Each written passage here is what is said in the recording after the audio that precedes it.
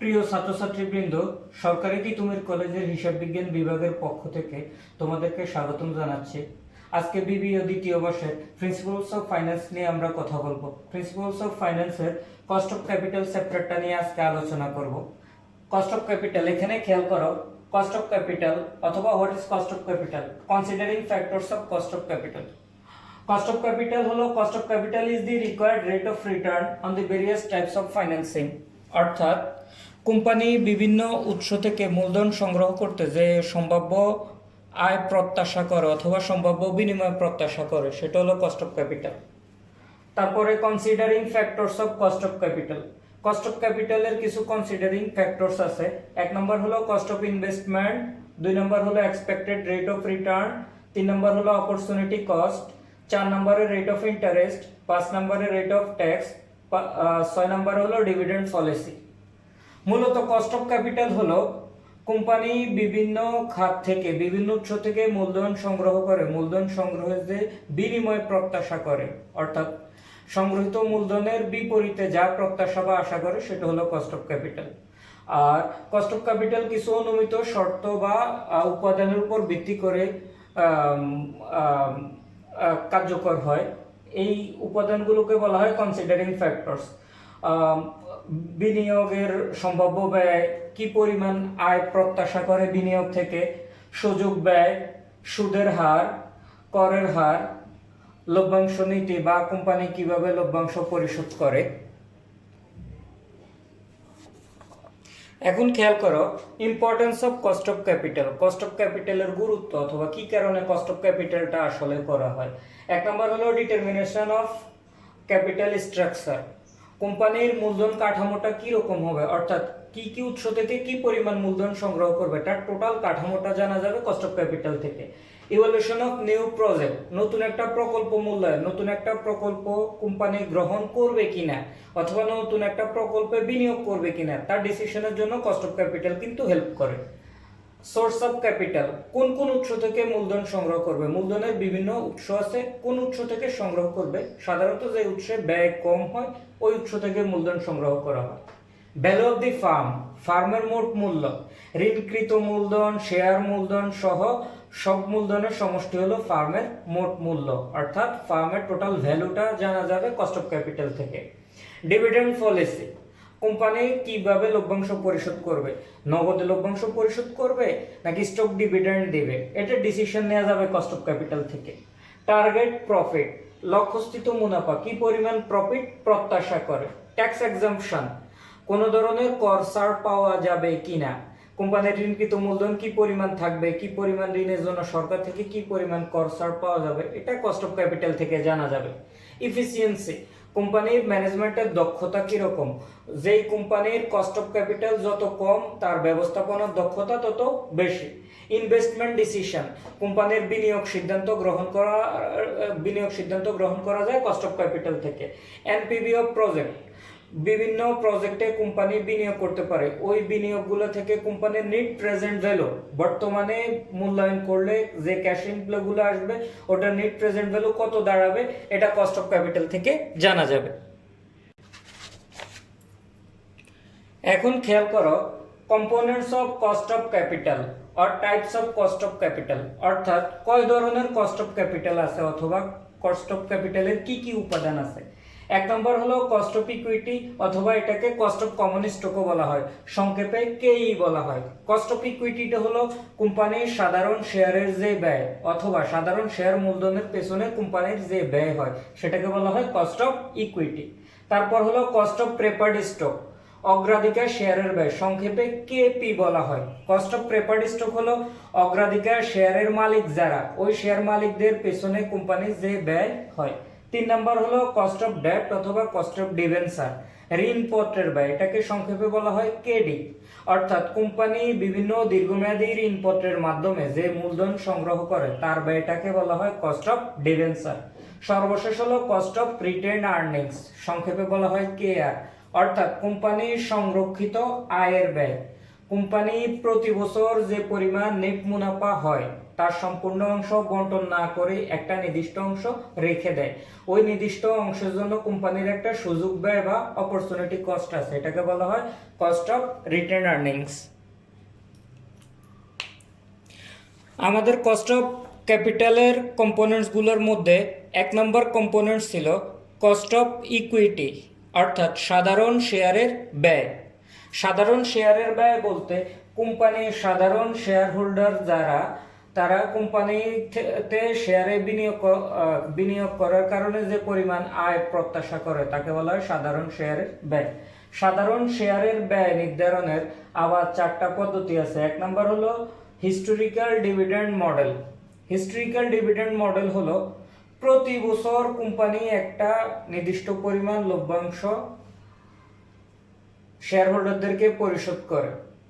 বিগত বছরের গড় লভ্যাংশ হিসেব করে যখন চলতি বছরের শেয়ারের ব্যয় নির্ধারণ করা হবে তাকে বলা হয় হিস্টোরিক্যাল ডিভিডেন্ড মডেল। বিগত বছরগুলোতে প্রদত্ত লভ্যাংশের ক্ষেত্রে এটি প্রযোজ্য হয়। এটার সূত্র হলো cost of equity KE equal D0 divided by ফি0, অথবা এটাকে DO বলা যায়, D0 ডিভাইডেড বাই ফি0 ইনটু 100। KE দ্বারা বোঝানো হয় cost of equity.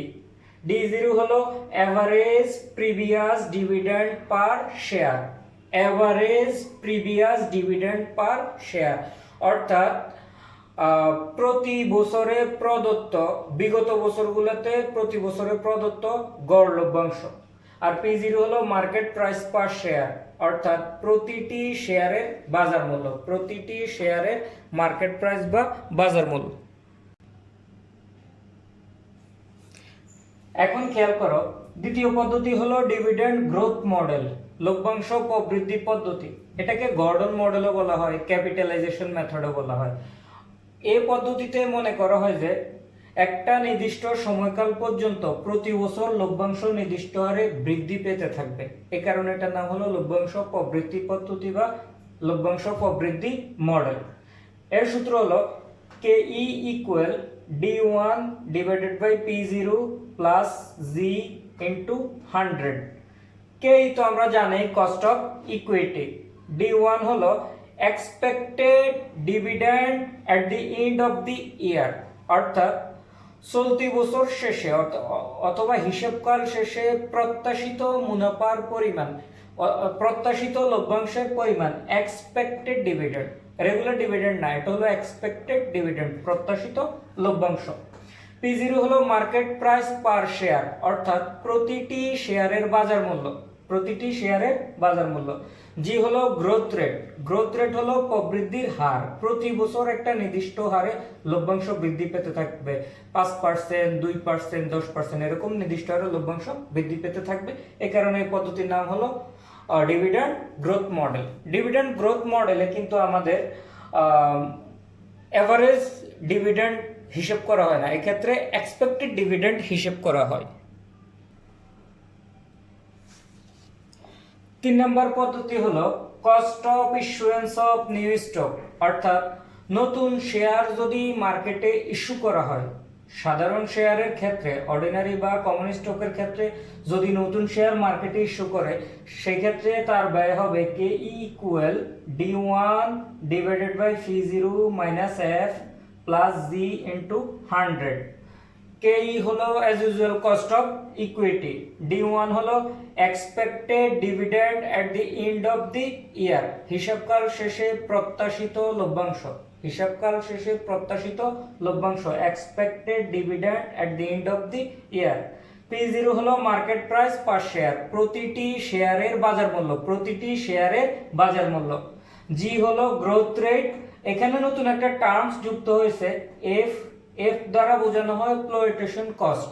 Flotation cost হলো শেয়ার বা ঋণপত্র বাজারে ইস্যু করতে কিছু খরচ সংগঠিত হয়, এটাকে ভাসমান খরচ বা ফ্লোটেশন কস্ট বলা হয়, ইস্যুয়েন্স কস্টও বলা হয়। আমরা এখানে বলবো ফ্লোটেশন কস্ট, অর্থাৎ নতুন শেয়ার ইস্যু করার ক্ষেত্রে যদি কোনো ব্যয় সংগঠিত হয় সেগুলো আমাদের শেয়ারের মূল্য থেকে বাদ যাবে, এগুলোকে বলা হয় ফ্লোটেশন কস্ট।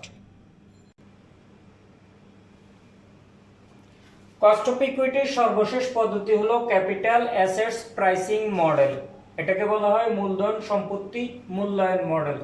অর্থাৎ কোম্পানির কি পরিমাণ ক্যাপিটাল আছে আর কি পরিমাণ অ্যাসেট আছে এগুলোর তুলনামূলক বিশ্লেষণ করে এই পদ্ধতি, এটাকে সংক্ষেপে বলা হয় CAPM, capital assets pricing model. এটার সূত্র হলো KE equal RF plus RM minus RF into beta coefficient. KE যথারীতি কস্ট অফ ইকুইটি, RF হলো risk free rate of return, RM হলো মার্কেট রেট অফ রিটার্ন, আর বিটা হলো beta coefficient. এই ক্ষেত্রে টার্মসগুলো একটু নতুন, খেয়াল করো। প্রথমে আসো রিস্ক ফ্রি রিটার্নটা কি। কোম্পানি বিভিন্ন শেয়ারে বিনিয়োগ করে কি জন্য? লভ্যাংশ পাওয়ার জন্য।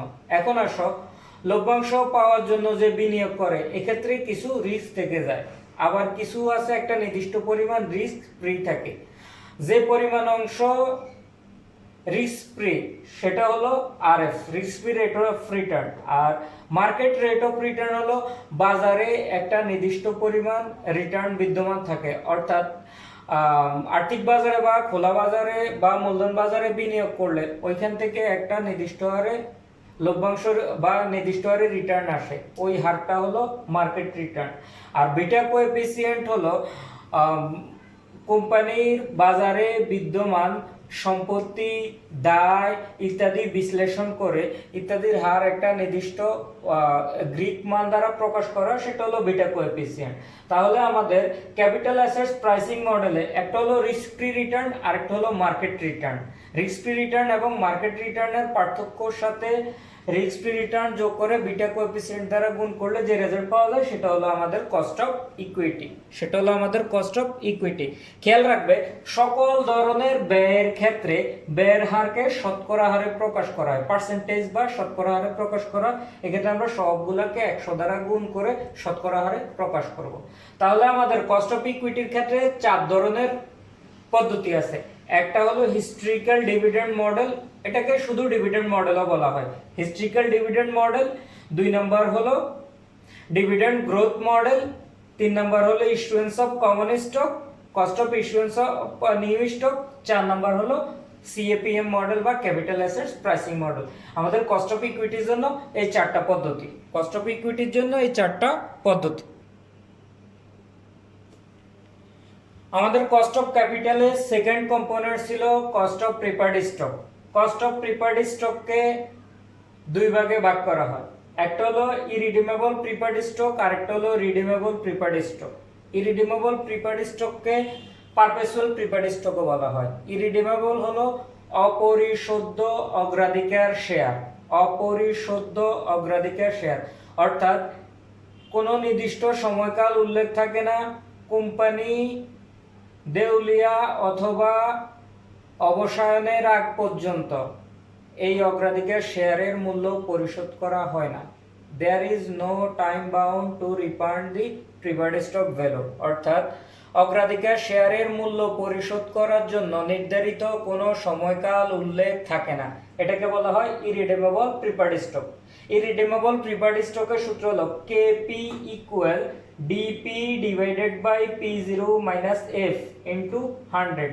KP হলো কস্ট অফ প্রিফার্ড স্টক, অগ্রাধিকার শেয়ারের ব্যয়। DP হলো প্রিফারেন্স ডিভিডেন্ড পার শেয়ার, প্রতিটা অগ্রাধিকার শেয়ারে যে পরিমাণ ডিভিডেন্ড পরিশোধ করা হয়। P0 হলো মার্কেট প্রাইস পার শেয়ার, অগ্রাধিকার শেয়ারের প্রত্যেকটার বাজার মূল্য।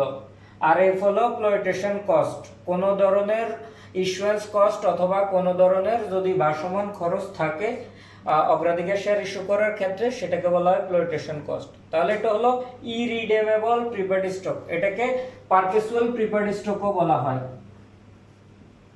অর্থাৎ কোম্পানি অবসায়নের আগ পর্যন্ত এই অগ্রাধিকার শেয়ারের মূল্য পরিশোধ করা হবে না।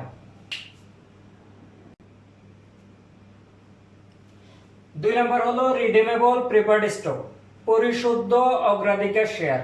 এটার মধ্যে উল্লেখ আছে পরিশুদ্ধ, অর্থাৎ একটা নির্দিষ্ট সময়কাল শেষে অগ্রাধিকার শেয়ারের মূল্যটা পরিশোধ করতে হবে। 2 বছর, 5 বছর, 7 বছর নির্দিষ্ট সময়কাল উল্লেখ থাকবে। ওই সময়কালের মধ্যে অথবা সময়কাল শেষে অগ্রাধিকার শেয়ারটা পরিশোধ করতে হবে। এই কারণে এটাকে বলা হয় পরিশুদ্ধ, অর্থাৎ পরিশোধ করতে হবে। এটা সূত্র হলো কেপি ইকুয়াল উপরে হলো DP plus MB minus NSB divided by N, নিচে হলো MB plus NSB divided by 2 into 100। KP হলো কস্ট অফ প্রিপার্ড স্টক, অর্থাৎ অগ্রাধিকার শেয়ারের ব্যয়, cost of preferred stock. DP হলো প্রিফারেন্স ডিভিডেন্ড পার শেয়ার, অর্থাৎ অগ্রাধিকার শেয়ারের প্রত্যেকটা ডিভিডেন্ড বা লভ্যাংশ। এমবি হলো maturity value of preferential share, অর্থাৎ মেয়াদকাল পূর্ণ হলে যেই ভ্যালু বা যেই মূল্য পরিশোধ করতে হবে সেটাকে বলা হয় ম্যাচুরিটি ভ্যালু। আর এনএসবি হলো নেট সেলস ভ্যালু, অর্থাৎ অগ্রাধিকার শেয়ারটা নেট কি পরিমাণ দামে বিক্রয় করা হয়। আর এন হলো ম্যাচুরিটি পিরিয়ড, সময়কাল, পূর্ণাঙ্গ সময়কাল, 5 বছর, 3 বছর, 7 বছর, এগুলো হলো পূর্ণাঙ্গ সময়কাল। এক্ষেত্রে নেট সেলস ভ্যালুর বিষয়ে একটু কথা আছে। নেট সেলস ভ্যালু হলো কোম্পানির যেই অগ্রাধিকার শেয়ারের ফেস ভ্যালু বা গায়ের মূল্য উল্লেখ থাকবে, ওটা হলো ওটার সে যদি কম দামে বিক্রি করা হয় তাহলে সেটাকে বলা হয় ডিসকাউন্টিং, আর যদি বেশি দামে বিক্রি করা হয় তাহলে সেটাকে বলা হয় প্রিমিয়াম। অর্থাৎ যে দাম উল্লেখ থাকবে তার চেয়ে বেশি দামে পরিশোধ করতে পারে, কম দামে পরিশোধ করতে পারে। আর ইস্যু করার সময় যদি কোনো ধরনের ফ্লোটেশন কস্ট বাদ যায়, ওগুলো সবগুলো বাদ দেওয়ার পরে আমাদের নেট সেলস ভ্যালু হিসাব করা হবে। তাহলে আমাদের অগ্রাধিকার শেয়ার হলো দুই ধরনের, একটা হলো রিডিমেবল আর একটা হলো ইরিডিমেবল। ইরিডিমেবল হলো যেটা কোম্পানি অবসায়নের আগে পরিশোধ করতে হবে না, আর রিডিমেবল হলো যেটা নির্দিষ্ট সময়কাল শেষে পরিশোধ করতে হবে। একটা হলো অপরিশোধ্য আর একটা হলো পরিশোধ্য। তাহলে 1 নম্বরে গেল কস্ট অফ ইকুইটি, 2 নম্বরে কস্ট অফ প্রিফার্ড স্টক, 3 নম্বর হলো কস্ট অফ ডিবেঞ্চার। এবার আমরা কস্ট অফ ডিবেঞ্চার নিয়ে কথা বলবো। কস্ট অফ ক্যাপিটালের 3 নম্বর কম্পোনেন্টস হলো কস্ট অফ ডিবেঞ্চার, অর্থাৎ ঋণপত্রের ব্যয়। অগ্রাধিকার শেয়ারের মতো ঋণপত্র দুই প্রকার, একটা হলো পরিশুদ্ধ আর একটা হলো অপরিশুদ্ধ। প্রথমে আসো অপরিশুদ্ধ, ইরিডিমেবল কস্ট অফ ডিবেঞ্চার, অর্থাৎ কোম্পানি অবসর নেওয়ার আগ পর্যন্ত, কোম্পানি ডিসমিস হওয়ার আগ পর্যন্ত এই ধরনের ঋণপত্রের মূল্য পরিশোধ করা হয় না, এই কারণে এটাকে বলা হয় অপরিশুদ্ধ অথবা perpetual cost of debenture.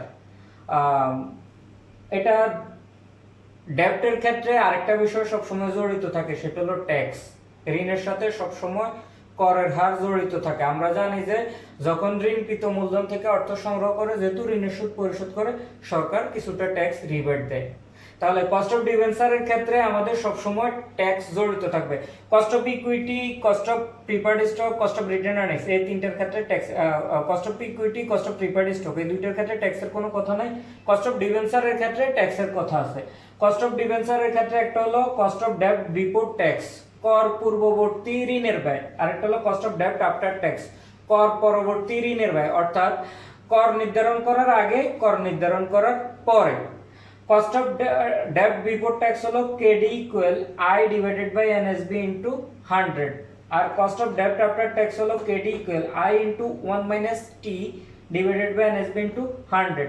KD হলো কস্ট অফ ডেট, এনএসবি হলো নেট সেলস ভ্যালু, ঋণপত্রের নেট বিক্রয় মূল্য, আই হলো ইন্টারেস্ট অর্থাৎ সুদ, সুদের পরিমাণ, সুদের টাকার পরিমাণ, আর টি হলো ট্যাক্স রেট, অর্থাৎ করের একটা নির্দিষ্ট হার উল্লেখ থাকবে, ওই হারটা। তাহলে cost of irredeemable cost of debenture হলো cost of debt before tax, cost of debt after tax. Cost of debt before ট্যাক্সের ক্ষেত্রে করের হার জড়িত থাকে না, কস্ট অফ ডেট আফটার ট্যাক্সের ক্ষেত্রে করের হার জড়িত থাকে।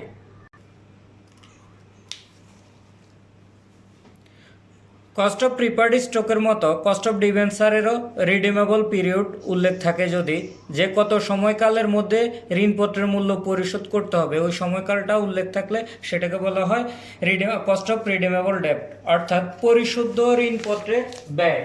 একটা নির্দিষ্ট সময়কাল উল্লেখ থাকবে, এ সার্টেন পিরিয়ড। এখানে বলা হয় যে একটা নির্দিষ্ট সময়কালের মধ্যে যখন ঋণপত্রের মূল্য পরিশোধ করতে হয়, সুদ সহ ঋণপত্রের মূল্য পরিশোধ করতে হয়, তাকে বলা হয় কস্ট অফ রিডিমেবল ডেট।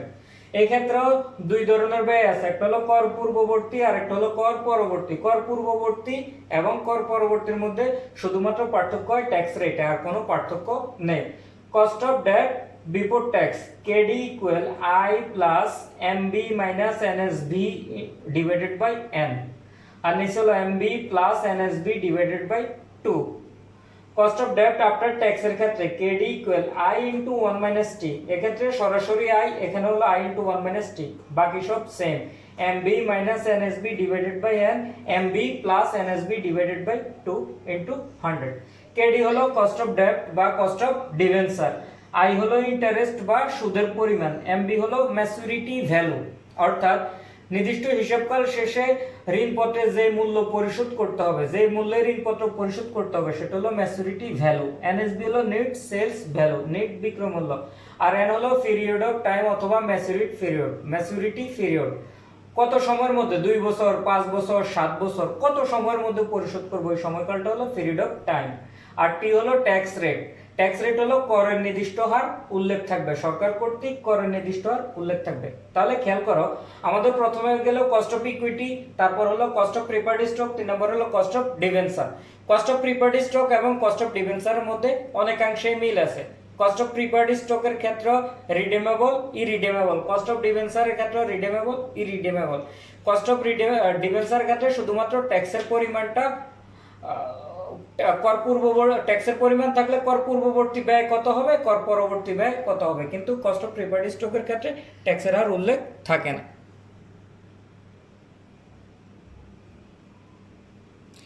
এবার আসো সর্বশেষ কস্ট অফ ক্যাপিটালের সর্বশেষ components, cost of retained earnings, সংরক্ষিত আয়ের ব্যয়।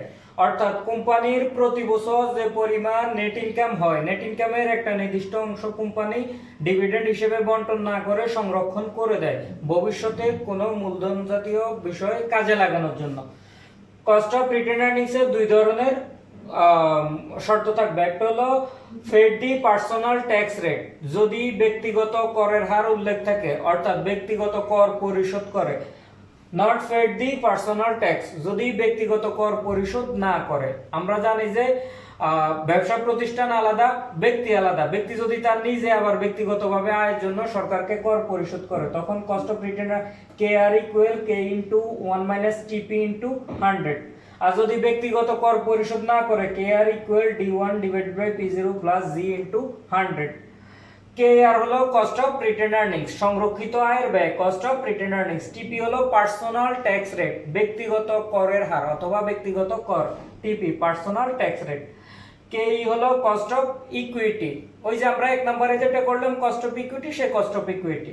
D1 হলো এক্সপেক্টেড ডিভিডেন্ড, P0 হলো market price per share, G হলো গ্রোথ রেট। এখানে একটু কথা আছে, এখানে কস্ট অফ রিটেন আর্নিংস করার সময় কোনো ধরনের ফ্লোটেশন কস্ট বাদ যাবে না। কস্ট অফ ইকুইটি করার সময় ফ্লোটেশন কস্ট বাদ দিয়েছি আমরা সর্বপ্রথম যখন করেছি, আর কস্ট অফ রিটেন আর্নিংস করার সময় কোনো ধরনের ফ্লোটেশন কস্ট বাদ যাবে না। তাহলে আজকে আমাদের এখানে আমরা কস্ট অফ ক্যাপিটালের 4টা মেইন কম্পোনেন্টস নিয়ে কথা বললাম।